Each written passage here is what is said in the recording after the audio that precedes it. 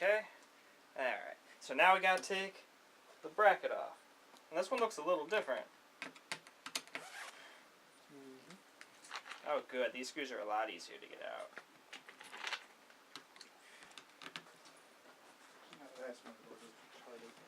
Yeah, I did not really like that very much.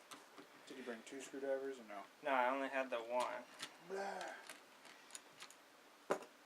Yeah, they're like 2 separate ones now. Look at that chintzy thing. That's even worse than the one that they gave you with yours, isn't it? Yeah, I think so. That's terrible. Alright, we're just going to do this because I trust it. Yeah, as long as it all goes through. Yep, no problem. It's just about to get to that. Ugh. Sit my fat ass down. Get your fat ass back here.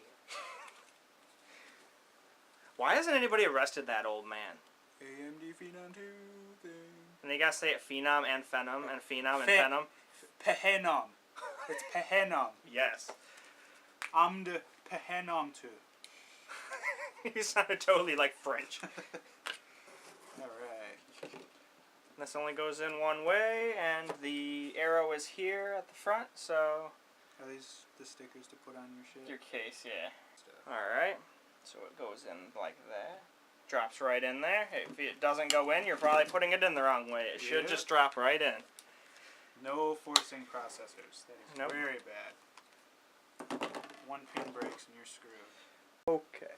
Okay, so with thermal paste, the best method is a small, small, small little dot. Very small. Like that right there is probably good enough. Alright, can you line those other 2 up over there? Just let me know when you're... I'm in both of mine. Okay, then just try to hold it steady. Okay, there's 1. Drop this one. Okay, yep, we're good. And there we go. There we go. Perfect. This is tight as you... Alright, we're good on that. Okay, so now it's time to install RAM. And this guide right here actually tells you what slots they go in. Isn't that amazing? Yeah, it's and awesome. the motherboard that's in here is the same motherboard that we're using. So I think that's a +1 ASRock versus Elite Group. So far. So far. Wait, hey, we haven't gotten it started yet. Can't say nothing.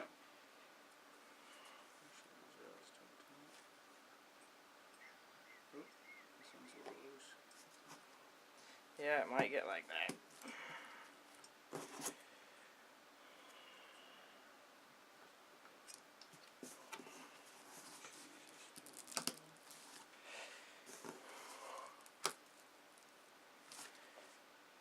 What? All good? Yep. There we go. RAM is installed now. We got the same kit we did with the other one. It's 8 gigabytes G.Skill. And the cool thing about this heatsink is, as you can see, you could still fit one of these full-size heat sinks with the cool little designs and heat spreaders on them. At least with this particular motherboard. That might not be the case with all motherboards, but at least with this motherboard, it's cool. I think they were thinking about that. Yeah. So alright, I think it's about time to prep the case. Sounds good. Alright. There we go. We got the motherboard in here.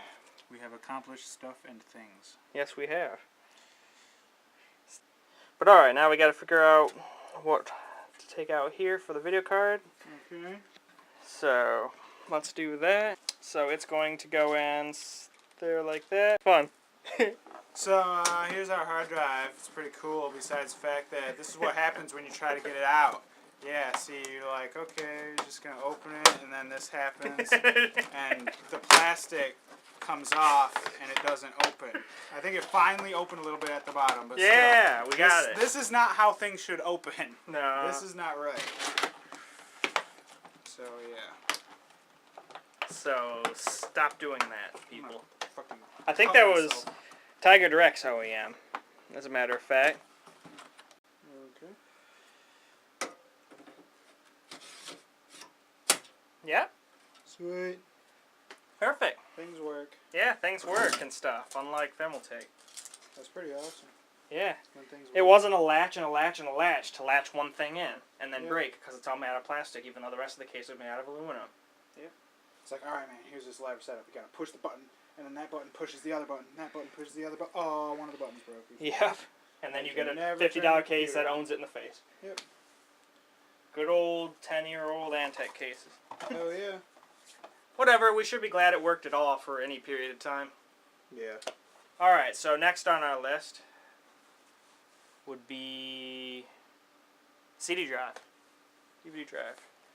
So I don't think we gotta do shit. Let's not put it in upside down. That'd be good, wouldn't it? Alright, does it come back out? Okay, that's good. We're good. So we got... I like this case already. Yeah, this case is cool. It like lets you do stuff. Yeah. So, alright. That's the So, pretty much we got everything done. My buddy had to leave, so I just started doing this myself. So I did all the cable management. So far I still have to tie everything up in the back, but I tried as hard as I could to make everything as tidy as possible. And I think I actually could make those, that HD audio come up through there maybe. I don't really know for sure, but I might be able to figure out something. But definitely looks tidy. At least I think so.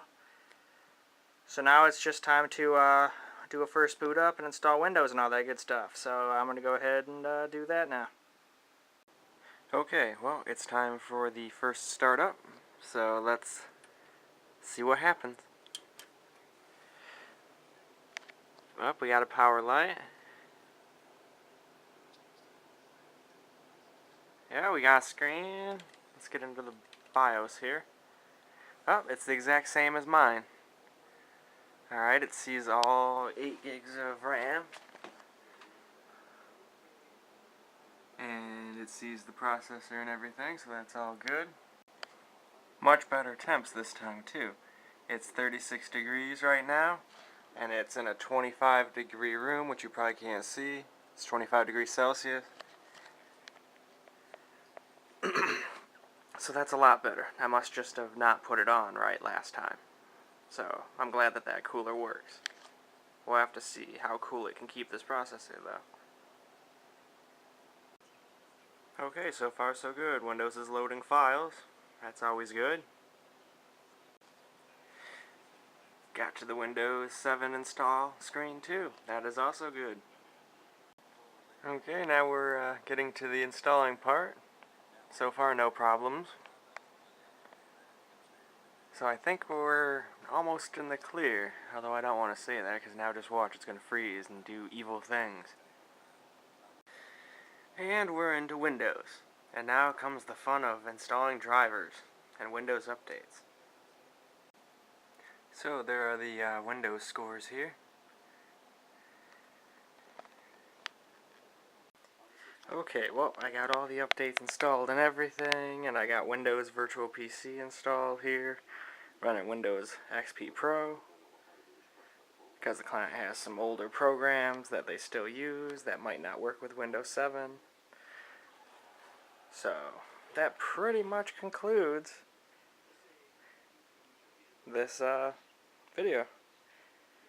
So hopefully I did a little bit better job on this one, and there'll be a few more videos to come of this computer for sure. I want to see how games run on it and whatnot, and if you can in fact unlock it to a 6-core successfully. We'll just have to wait and see. So till then, peace out guys.